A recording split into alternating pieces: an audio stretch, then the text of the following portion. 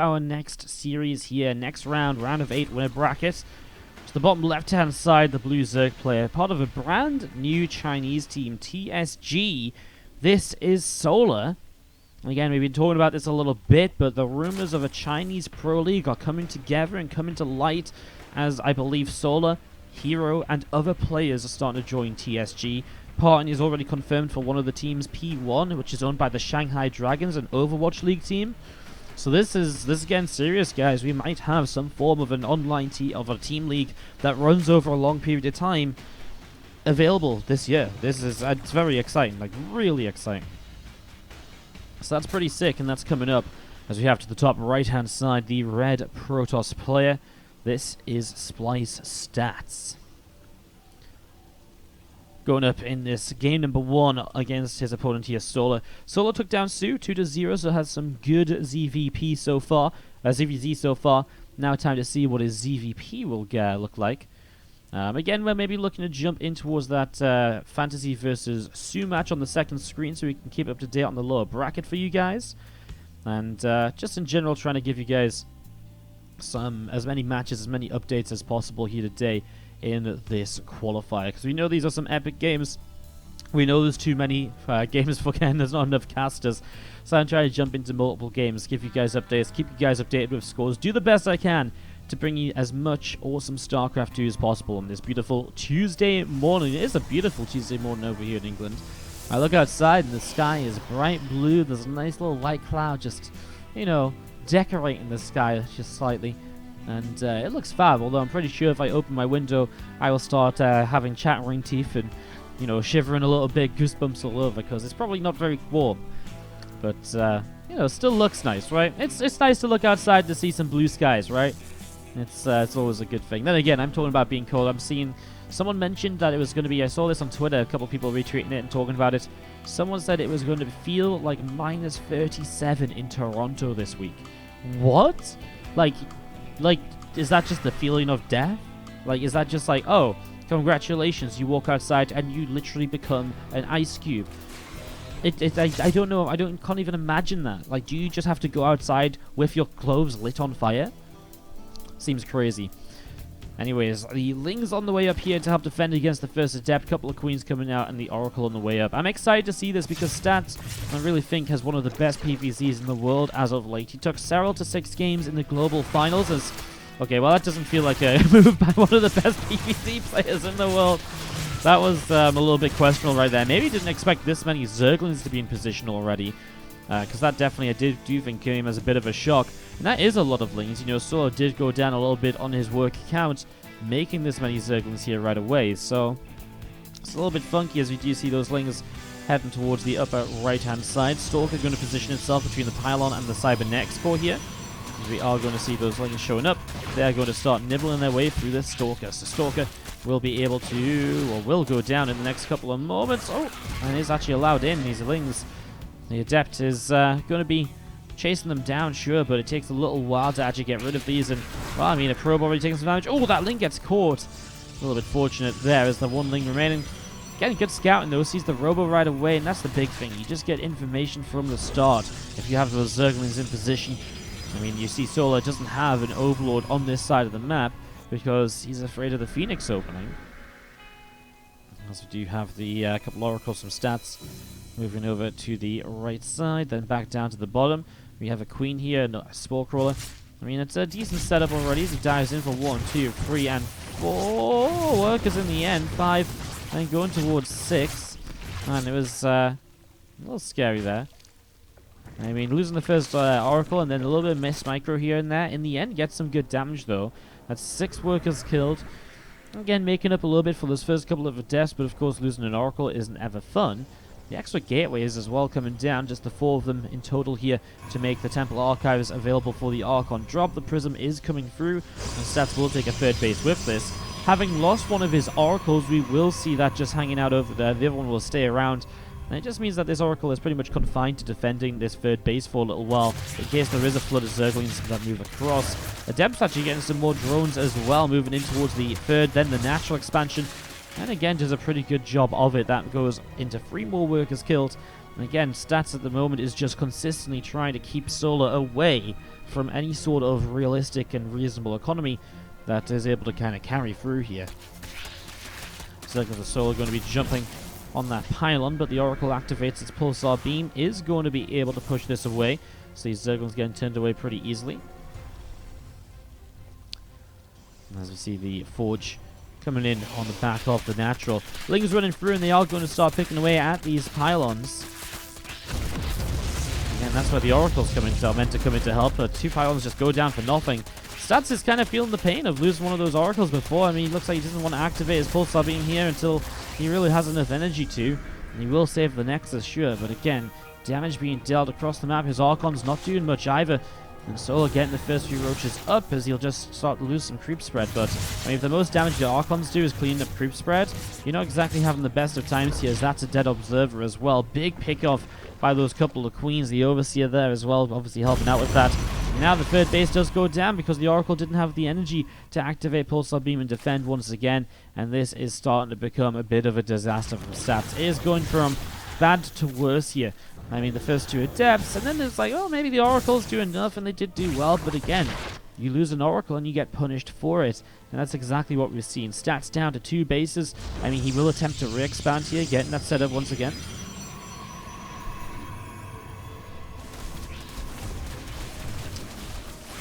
We're seeing these roaches continue to come in, and just going to be seeing these Zealots being chased down, but I mean, he jumps around top of the Immortal, no force field at all, and well, this is the Caster Curse, isn't it? Big up Stats. I really think he's got one of the best PvZs around, and he absolutely just falls apart against Solar here. I don't think he could have made any more mistakes, really. I mean, the ideas are right, but the execution was way, way off from where we expected it to be, and from where it needs to be if he wants to qualify for IEM Katowice. Stats Katowice finalist 2 years ago in 2017. Last year in 2018, he had to run. And the players are in their positions. To the bottom right, up by 1, our red Zerg from TSG. This is Solar. Top left-hand side, our blue Protoss player representing Splice. We have got Stats. Game 2, the best of 3. And again, just hoping to see something a little bit cleaner from Stats. Again, the ideas initially of, what he was sort of setting up to do was very standard, very typical. The execution of it was way off what it needed to be. Losing that third base once or twice, once to the Lings, losing the Oracle for drone kills, it just opens that third base to attack, especially after you've lost the Adepts as well, and that was another part of it, right? He lost the first 2 Adepts kind of haphazardly, then 2 more Adepts came across, and it's like, okay, you kill 3 more drones, that's nice, sure, but it means there's even less to defend that Nexus, and that is where it just gets into, well, that's where it just gets into a really, really bad spot, is Stats just made a lot of mistakes, and I don't think you can really say much else than that. Solar capitalized on pretty much every single one of them, and that's why he won the game so quickly. So we're going to be seeing this Overlord from Solar coming across the map. Last game he didn't have an Overlord in position, I don't believe. Oh no, I think he did, and he got killed by the Stalker, right? So he must have got killed by the Stalker with the Oracle coming out. So I think he did have an Overlord in position. Again, very typical just to send this one Overlord across the map, and then either Phoenix kills it, or the Oracle gives the high ground vision for the Stalker to kill it. And Nexus is going to be starting up from Stats in the natural expansion, as we see the third hatchery dropping down here from Solar. So hatch, gas, and hatch again, straight up to the 3 bases, and the Stats will come across, look for some info, and just try and, again, get a rough idea as to what's going on. Not a super fast probe. Sometimes you can see a probe coming across the map much faster than this. So this really is just quick confirmation, okay, you've mined this much gas, or you're mining this much gas. Maybe go and check the third base very quickly until the Adept comes across, and then the Adept can maybe try and hold this position instead, actually deal some damage perhaps, maybe get a drone kill or so. It's going to be that Stargate follow-up once more here from Stats. This time, though, not in his main base. Proxy down to the bottom side of the map. And that Stargate obviously now proxied. The idea is it cuts about 15-ish, 20-ish seconds away from the having to fly across the map. And those seconds are actually very important because we know at the top level of StarCraft every second matters. And the pros know that too, and that's why Spore Crawls come up at like the perfect timing for what would be a usual Oracle timing. So if a proxy Stargate comes in, you are going to be able to get that Oracle in maybe just before the spores are done, because the the Zerg players try and keep that drone alive for as long as possible before it becomes a spore crawler. Obviously, the risk is, the Stargate is on the map, so you'll lose that. You won't have that up to build Phoenix from later if Mutalisks come into play, for example. If you want to go in towards a later game Stargate transition, you'll have to rebuild it as well. As we see, again, these Adepts just shade in towards so many Zerglings. At least this time they have a little bit of space to work with, but they're still going to end up surrounded. They're still going to end up going down. And Stats does the exact same thing in Game 2 as he did in Game 1. Damn. Wow, that's actually crazy. I mean, he just did the exact same thing again. The Oracle flies in here for 2 kills. Low ground maybe where he gets some more success because the Queens are out of position there. And again, as you can see, he came in before those spores. So he gets 4 kills with the first Oracle. Second Oracle still, while trying to arrive, but the Flings come over. And they kill the pylon. So that's the risk of the proxy Stargate as well. You might just be limited to a single Stargate unit, because the Flings can come over and they can shut that Stargate down. So there you go. 1 Oracle is all it is. 4 drone kills is, of course, nice. But still questioning the loss of the Adepts there. Stats extremely aggressive and not getting anything for it. 8 more drones coming out here from Solar. That single Zergling just still nibbling away down on the bottom side. The Oracle is hanging out here to the bottom as well, as we see 7 more drones coming up. Twilight Council is about halfway done. And the Robo Facility also about to complete.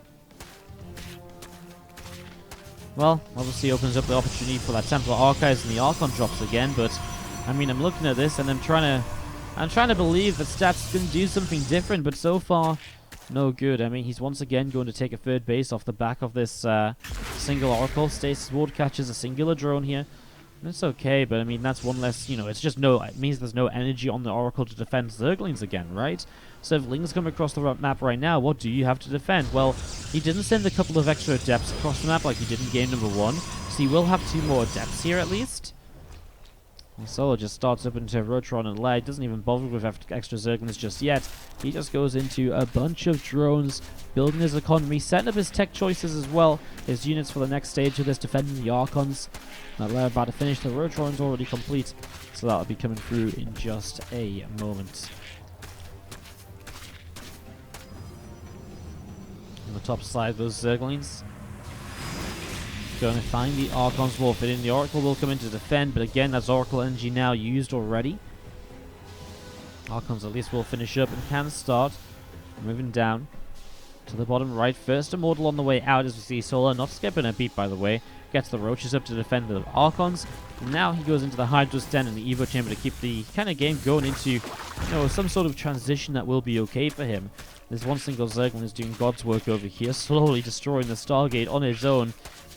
It's not an easy job, but in 8 more hits, he will get it down, and that's 4, 3, 2, 1, dead. Finally gets it. He's still cleaning that up. I mean, not exactly like a miracle. No, it's just not like, oh my god, Solar, how did you do this? It was just kind of as expected, as we see Solar coming in towards the center. Some Roaches and a couple of Queens from Solar hanging out to the right as well. These Zerglings are going to be running over to the left side. So we're going to be running in towards the 3rd base here and trying to grab Adepts and Probes. Oracle coming in, just going to be seeing a few of these Zerglings getting picked away against Sentries. Picking away a few of these Zerglings. So getting a little bit of damage done. We see a Shield Battery coming down in the 3rd base. So getting that set up and rolling. 4th base from Solar getting set to go as well. Again, just going to be seeing 2 more gateways about to finish up, so Warp Gate's going to be completed here. I mean, at least Stats is going to survive until a later stage of the game, right?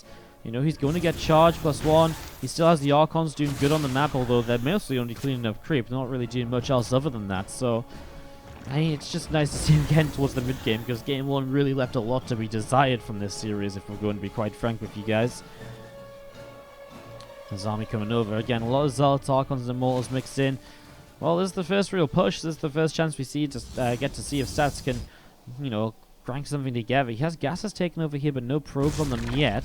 As the 4th base cancels right away, so Solo was not ready for this fight. Again, that instant cancel coming in. It's a lot of Zealots, and Zealots can get a lot done. As you see the first two force fields. Oh, look at that. Holds position the Zealots as well, so he doesn't waste his charge running in towards the Queens. I love it. It's really, really nice. And he backs away, killing 2 Queens, cancelling the 4th. And he's just going to look to clean up some of the creep spread over here as well. Extra Zealots will warp in, and behind this, Stormman +2 getting set to go. He will saturate those gases now as well. And again, it just means that Stats has done a great job of, well, setting himself up for this game. I like it. It's actually turned out to be really good. We see a few of those Zealots charging on this side. Another Queen being hunted. Will actually escape away as a couple of Lings came in, and they did take the attention of the Zealots. Main army's backed off home though, and the Prism is just saving one single Zealot to get up to the right side. I like these couple of moves from Stats. I mean, this is the Stats that I feel like I know and love, compared to the Stats that was making some mistakes here in the earlier stages of the games, and in that last game especially. But this was good army movement. Comes in, cancels a 4th base, you know, backs away nicely in time, still sends a few Zealots around to try and counterattack. This was nice from Stats, and of course now it's important time to get Storm up in +2 well on the way as well. So his upgrades are looking good for a follow-up too, as Solar might get aggressive here. No Hydra speed yet, but it is done shortly. And as we are seeing this army gathering together towards the center. Top right-hand side of War Prism is just about able to escape here as well. And this army still from Stats moving down in towards the middle of the map. I mean, Dropper Lords are set to go, going to be loading up a bunch of those Hydras and Lings. So a lot of Hydras and Lings coming up here, going up to the top side.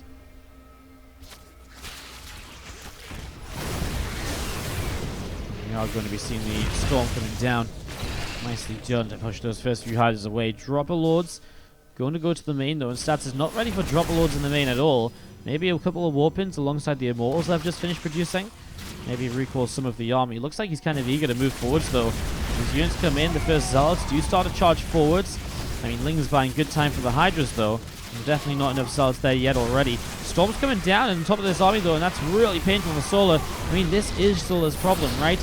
The army across the map is obviously dealing damage, but Stats' army is here and is looking kind of unstoppable with the units that Solar currently has. These units are starting to go down to extra Zealot Warpins. I don't think Stats' army cares at all about reinforcements of Solar. As we see Stats, Solar will end up just sending even more units across to the upper left. Now Stats has already lost a lot of workers here as he cleans up the first attack. Now's the second attack, but I feel like there's enough Zealots in the Immortal here to clean this up anyways. I love this. A few Zealots alone just head up to the top right side, and they'll just chase down a Hydra or two, and I mean, eventually they get towards the drones there. Storm's dropping down on a couple of army units over here as well. That's a GG from Solar, and Stats' attack will make this happen. Again, great couple of moves. Doing a quick little commercial break. Bottom right-hand side from TSG, our blue Zerg player. This is Solar. He opens hatch, gas, and pool here as we just come in about a minute in. These guys got the lobby started very quickly, considering we have a bunch of observers joining in and so on. As we have got to the top left-hand side, our red Protoss Splice Stats. Still not really impressed by his early game, but the army movements, the engagements, and decision-making from about the 5-minute mark onwards, I would say, were absolutely pristine and absolutely, you know, BlizzCon Grand Finalist level. So, excited to see what he can bring in Game 3. Just, again, just clean up the couple of things in the early games. Don't lose those first 2 Adepts, I think, and, you know, just be a little bit more cautious here and there. And we'll see how this goes. As we do get this started up, guys, Game 3 is underway. I mean, wouldn't be surprised at all to see Stats come out with a fairly similar build to last time once again. It's this sort of situation where you do just want to kind of keep on, you know, it's just such a safe and solid build. And that's the beautiful thing about it. Like, there's no hard counter. There's no way to just be like, haha, you know, I've done this and boom, we've nailed it. Like, it just doesn't work like that at all. As we see that Nexus finishing up on the natural. And we do see the Twilight Council coming in here from Stats. That's already about halfway done. So that that Twilight story is about halfway done right now. And we are going to be seeing these 6 Zerglings from Solar are just on their way up as well. And the street about halfway done right now, as we will see a Bane and Nest from Solar coming down in the main base. So getting that going.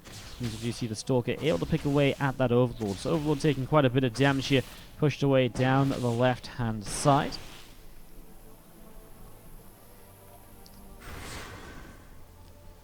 Obviously with the Bane and Nest coming up, maybe I wasn't explicit enough, but Solar's going to be extremely aggressive. He's going to go for a huge Bane bust here. And look to try and win this game, number 3, very quickly. Now, stats going for the Dark Shrine can work in a couple of ways. An Archon will become very good against this if you can get an Archon up. The issue is, the Dark Shrine doesn't come up in time to really deal with the initial wave of Ling Bane. So you have to do a bit of crisis management up until then. Now you see a Stalker in the front of this wall. That's really good because the Stalker is a bit tankier. And the Adept can maybe then fill the space behind after. Depends how quickly stats can respond to this. So speed is going to be absolutely a priority as the first Banelings getting ready to go. And what will stats do about this? He just started up a Prism. That won't help him much as his extra gates are finishing up here. Cybercore with the Warp Gate on it. Oh, come on. What an absolutely abysmal time for someone to time out. Oh my god, that's actually the worst time I've ever seen anyone time out. Can stats see it? Can stats see it while the timeout's on? Can you see those Banes? Because if you can, that's absolutely insane. That is absolutely insane.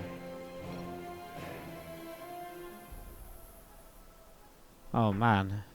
I think those Banes are just out of vision of stats, so you just can't quite see them.